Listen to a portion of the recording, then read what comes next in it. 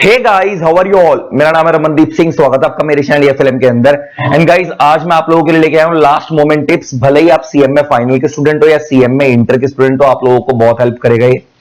और डेफिनेटली आपके हर पेपर के अंदर कम से कम 10 नंबर जरूर बढ़वाएगा अगर आपने टिप्स को फॉलो कर लिया तो एक ग्रुप के अंदर 4 पेपर होते हैं तो 40 नंबर श्योर शॉट बढ़ेंगे अगर आपने टिप्स ढंग से फॉलो कर लिए तो। और अगर 2 ग्रुप है तो फिर तो भैया 80 नंबर है तुम्हारे हाथ में। तो लास्ट, और आपको पता है प्रोफेशनल कोर्सेज के अंदर तो एक एक नंबर बहुत मैटर करता है, तो 10 नंबर तो बहुत बड़ी बात है ये एक पेपर के हिसाब से। तो आज हम जो लास्ट मोमेंट टिप्स लेकर आए हैं, भले ही सीएमए फाइनल का बच्चा हो सीएमए इंटर का बच्चा हो, उनके लिए रेलेवेंट है, क्योंकि आप लोगों को पता है कि आपका पेपर आज 8 तारीख है, 10 तारीख से आपके पेपर स्टार्ट है। फाइनल वालों का सुबह है पेपर और इंटर वालों का दोपहर में है। तो आप लोगों के लिए टिप्स हैं और आपको बहुत हेल्प करेंगे। प्लस इसके अलावा कुछ रिविजनरी कंटेंट यूट्यूब पे डला हुआ है, सीएमए फाइनल का भी, कुछ इंटर का भी। हालांकि अब आप लोगों के पास इतना टाइम तो है नहीं कंटेंट देखने का, अगर स्टिल किसी की तैयारी कम हो और देखना चाहता है तो आप देख सकते हो। बहुत सारी चीजें हम लोगों ने यूट्यूब पे डाल रखी थी, उसका लिंक मैं इस वीडियो को डिस्क्रिप्शन में डाल दूंगा। शुरू करते हैं टिप्स को। बेटा सबसे पहला टिप है, अटेम्प्ट 100% पेपर। पेपर आता हो या ना आता हो, अटेम्प्ट 100% ही करना है। मैं इसका लॉजिक समझाता हूं क्यों। बहुत सारे बच्चे क्या करते हैं कि जैसे मान लो उनको 100 में से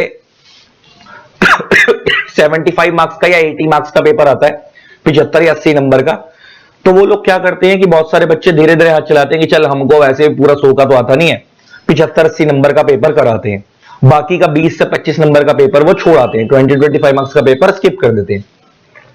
अब तुम समझो, अगर तुम थोड़ा सा हाथ तेज चलाकर पूरा 100% पेपर अटेम्प्ट कर दो, तो जो तुम्हारे को 20-25 मार्क्स का पेपर नहीं आता था, अगर आप उस पेपर उस क्वेश्चंस के अंदर अगर आप कुछ भी लिख कर आ जाओगे ना, कुछ भी उससे रिलेटेड होना चाहिए, मिलता जुलता, तो एक चीज तो क्लियर है कि 5 में से अगर आपकी थोड़ा बहुत तुमने अच्छा लिख दिया तो हो सकता है आपको एक आंसर में 2 नंबर मिल जाए, नहीं तो जनरली हर टीचर 5 में से एक नंबर तो दे ही देता है।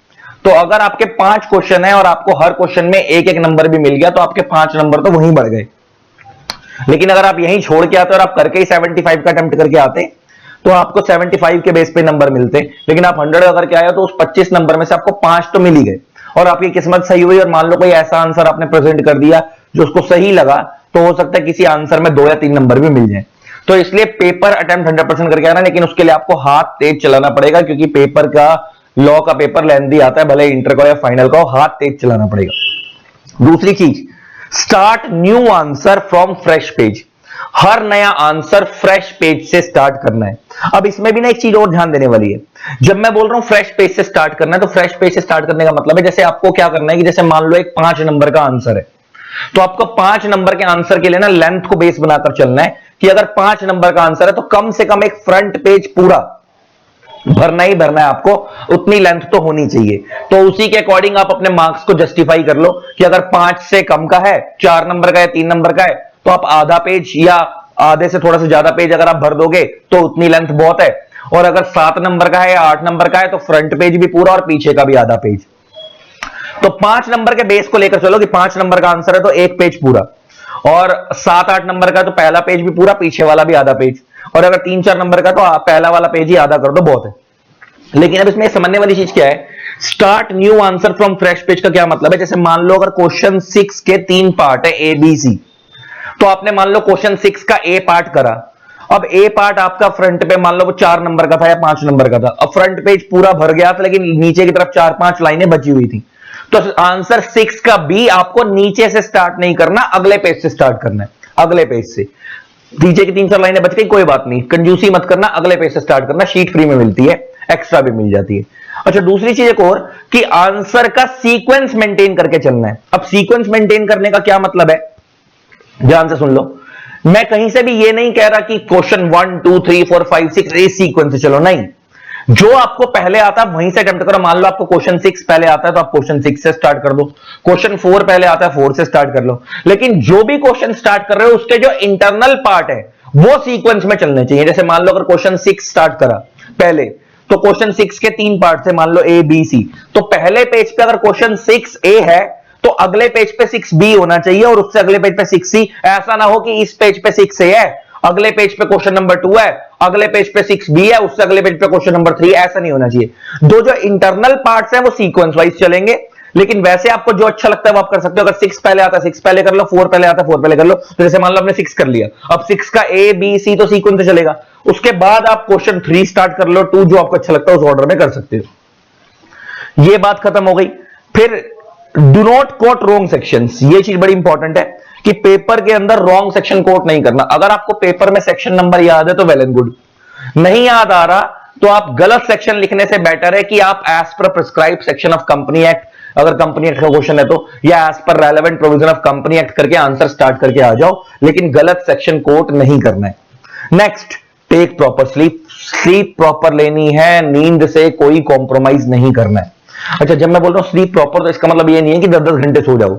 स्लीप प्रॉपर का मतलब है कि पेपर के टाइम पे अगर आप 6 आवर की स्लीप भी ले रहे हो या 5 आवर की स्लीप भी ले रहे हो तो that is more than enough, इससे ज्यादा की जरूरत नहीं है, मगर इतनी तो लो। मगर बहुत सारे बच्चे क्या गड़बड़ी करते हैं, बिल्कुल ही बिना सोए चले जाते हैं रात को, कॉफी पी पी के फिर पेपर में कॉफी बन जाती है उनकी, लेट जाते हैं वहां जाके, तो वो हरकत नहीं करनी है। Next, do not mention God symbols on answer sheet. भैया भगवान दिल पे होना चाहिए, शीट पे नहीं। बहुत सारे बच्चे शीट के ऊपर ओम, एक ओंकार, जय श्री राम, जय भोलेनाथ, ये सारी चीजें दिल में रखो, अपनी आस्था को शीट पे मत करो, क्योंकि आईसीआई की, आईसीएमआई की और सीए इंस्टीट्यूट की, सारे इंस्टीट्यूट की गाइडलाइंस के अंदर क्लियर कट मेंशन है कि शीट के ऊपर ये सब चीजें अगर आप लिखोगे तो आपकी शीट कैंसिल की जा सकती है। Next, do not try to learn any new topic now. और ये तो आपको समझ आता है कि अब नया टॉपिक अटेम्प्ट करने की जरूरत नहीं है, नया लर्न करने की जरूरत नहीं है, जितना पढ़ लिया उसी को अच्छे से रिवाइज करो, नए टॉपिक के चक्कर में मत पढ़ो। Next, attempt all papers. अच्छा, ये मैंने क्यों बोला, बहुत सारे बच्चे क्या करते हैं, मान लो पहला पेपर अच्छा गया, दूसरा बुरा गया तो तीसरा देने ही नहीं गए, या पहला बुरा गया तो आगे के देने ही नहीं गए।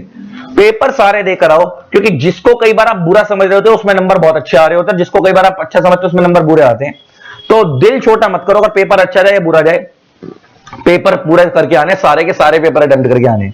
Next, do not discuss after exam, ये बड़ा जरूरी है। बहुत सारे बच्चे क्या करते हैं, पेपर दे के आए, पेपर के बाद दोस्त से डिस्कस कर लिया, भाई तेरा इसका आंसर क्या था, उसका आंसर क्या था। अब सामने वाले ने कुछ बोल दिया, फिर अब आपके मन में आ रहा है यार मैं तो कुछ और करके आया था, फिर वो आपके दिमाग में घूमता रहेगा, तो वो हरकत नहीं करनी है। नेक्स्ट, डिस्कस ही नहीं करना, जो हो गया वो हो गया, भगवान के हाथ में। Take blessing from parents and God. अच्छा, take blessing from parents and God क्यों बोल रहा हूं, क्योंकि इनसे बढ़कर तो कुछ नहीं है। अगर आप माँ बाप के साथ रहते हो तो उनकी ब्लेसिंग जरूर लेकर जाना, पैर वैर छू के जाना, आसपास मंदिर गुरुद्वारा मस्जिद जिसको भी मानते हो मत्था टेक के जाना।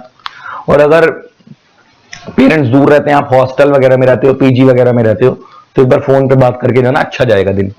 और नेक्स्ट, कैरी और on calculator, admit card, pen, water bottle etcetera, ये सब अपना ही सामान लेकर जाना। बहुत सारे बच्चे पेपर में किसी से एक्स्ट्रा पेन मांग रहे हैं, एडमिट कार्ड मांग रहे हैं कि यार मैं तो एडमिट कार्ड लाना भूल गया, अब मैं क्या करूं। तो भैया ये सब किसी और से नहीं मांगना, कैलकुलेटर वगैरह किसी और से नहीं मांगना, सब अपना सामान लेकर जाओ, ठीक है जी। और किसी से मांगने की जरूरत नहीं है, क्योंकि पेपर के अंदर इतना टाइम नहीं होता, अगर कोई भी चीज मिस कर दोगे तो प्रेशर क्रिएट हो जाएगा पेपर में, और प्रेशर में पेपर गलत हो जाएगा। इसी के साथ ऑल द बेस्ट, सब कुछ अच्छा होगा, टेंशन लेने वाली बात नहीं है। अच्छा, एक चीज और मेरे दिमाग में आ गई, वो पॉइंट यहां नहीं लिखा है। एक क्वेश्चन आता है बच्चे का कि सर पेपर में आंसर पैराग्राफ वाइज फॉर्म में लिखना है या पॉइंट वाइज फॉर्म में लिखना है।